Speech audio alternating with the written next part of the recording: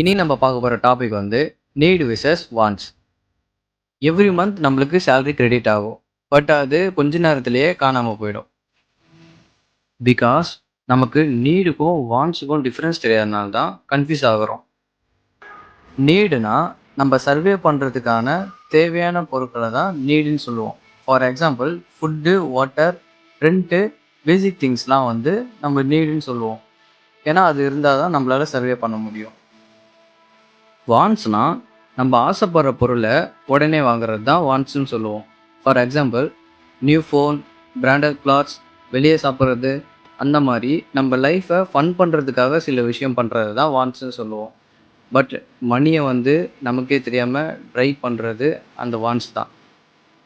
அந்த வான்ஸை நம்ம கண்ட்ரோல் பண்ண தெரிஞ்சுக்கிட்டோம்னா நம்ம மணி நமக்கு ரெஸ்பெக்ட்ஃபுல்லாக வேலை செய்யும். மறக்காமல் நம்ம சேனலை லைக் பண்ணுங்கள், கமெண்ட் பண்ணுங்கள், ஷேர் பண்ணுங்கள், யூடியூப்பில் சப்ஸ்கிரைப் பண்ணுங்கள்.